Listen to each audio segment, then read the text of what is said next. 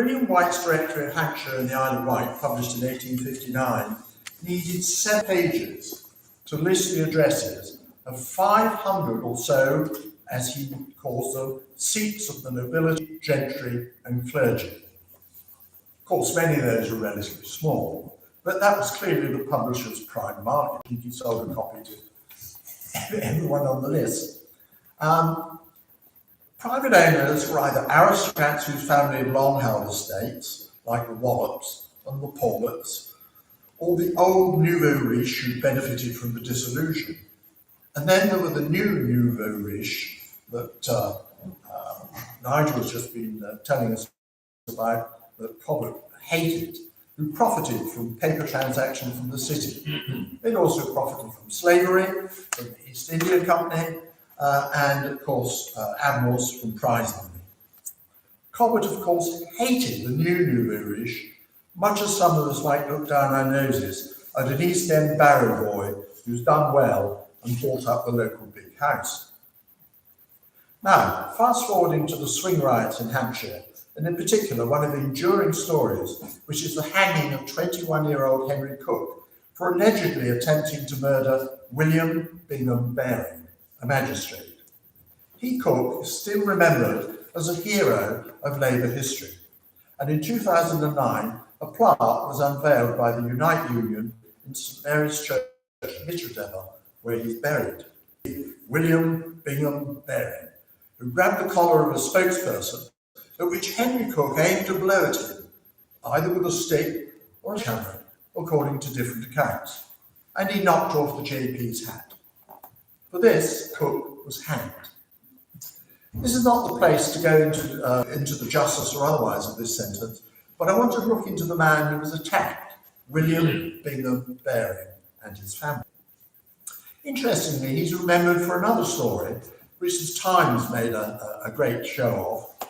In his role as a JP, he had in 1830, the same year that Cook had knocked off his hat, arrested Thomas and Caroline Deacle, farmers from Oslebury, who had in fact gone out to prevent rioters from destroying their own machinery. But he arrested them. They were acquitted and then promptly accused him of assault, for which he, William Bingham Baring, was convicted at Winchester Assizes and fined £50. Earlier, Edward told us about Henry family, the other being in Hampshire. It started in 1801 when the merchant banker and hugely wealthy Sir Francis, seated at East Stratton, grew wealthy from the East India Company and the family bank. He and his wife were, however, aware of the suffering of the labouring poor and sought, as Cobbett recorded, to give support in the form of clothes for young girls, teaching them to read and sing spiritual songs, rather than paying their parents a living wage. Cobbett, of course, was not impressed.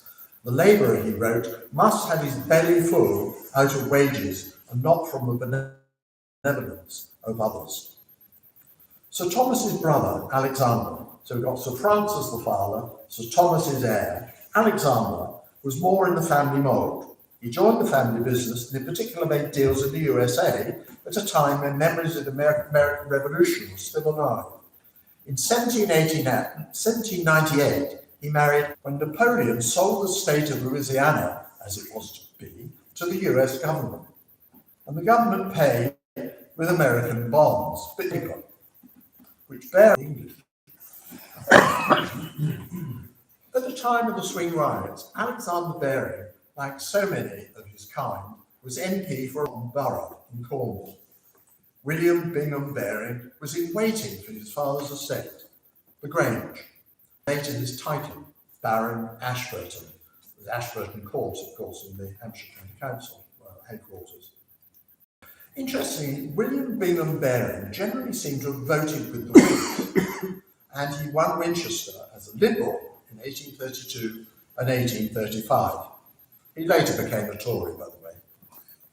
So, this was the man and the family who were apparently unable to understand that starving farm labourers needed to be better paid.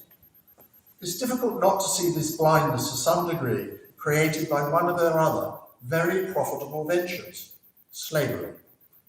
Slaves were, of course, the property of the owners of the plantation. And it's likely that landowners had the same mindset with regard to the agricultural labourers of their estates in England. As Edward has pointed out, Cobbett actually went even further, pushing the extraordinary view that slaves on the plantations at the time were better treated than the rural working class in England. I've actually got here, University College London have produced a project called Legacies of British Slavery.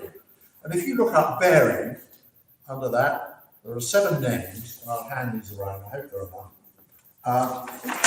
I beg your pardon. I won't go through in detail, but there were literally hundreds of slaves that they were compensated for. I think you probably know the big story there.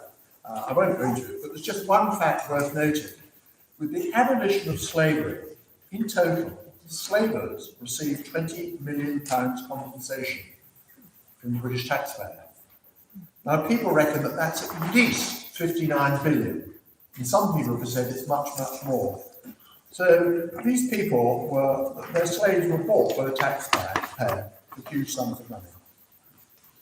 Interestingly, the abolition of slavery, the Anti-Slavery League, sparked an Anti-Corn Law League in Manchester in 1838. But that's another story. This is a mere taste of the cauldron of issues that exercised the late 18th, early 19th century.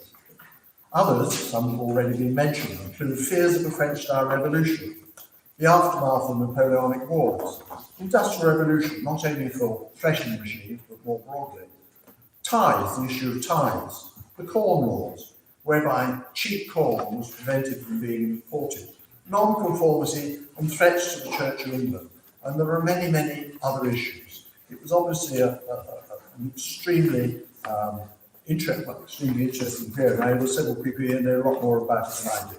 But, and in case we thought we just had moved on, if you look in last week's Chronicle, where a regular columnist, not me, commented on Kennedy's famous remark, ask not what your country can do for you, ask what you can do for your country. And his suggestion, in the context of what we're living through at the moment, was get going, do something for your fellow man. You have nothing to lose but poverty. Thanks very much for that. That's great, fantastic. Now, just before we end, does anybody have any questions, comments, observations, suggestions? Yes. I was very struck in the first poem that you read, Blood, Sweat and Tears. Yeah. Yes. I think it was adopted by somebody else. Right, indeed. So, yes. Probably irrelevant, but I'd just like to make the point that the 16 million or whatever was paid to buy off slaves was a heck of a sight cheaper than the US Civil War. I'm sorry, That what was done in Britain to free the slaves in the British colonies was much more cost effective than the American Civil War, which cost many, many lives as well as a huge amount of wealth. Yes. But we didn't run the American Civil War. No. Hello. In response to that, the South Carolina Army, the Francis a lot of people compensated were living here and were not in a position to fight anybody. It was a political decision away from Right, any other volunteers? Okay, well, look, thanks very much indeed there, Mr. Haverend. The blog, Rural Riots, will appear on alternate months and is now available. I think I sent you the addresses this afternoon. And if you could work out how to sign up for it, then please do so. I will, though, be sending out regular alerts about its availability, and I hope that we can gather here again, maybe this time next year, to review the events of 1823. Now, for right, ladies and gentlemen, thanks again for being here very much, and my thanks to our wonderful team of readers and speakers Alice, Nigel, Chris and Barry. Thank you very much.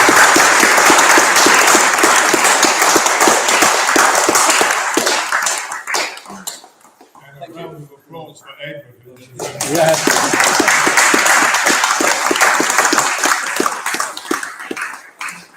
So thank you and good night.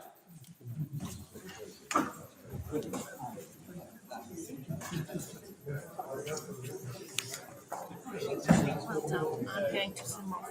Okay, yes.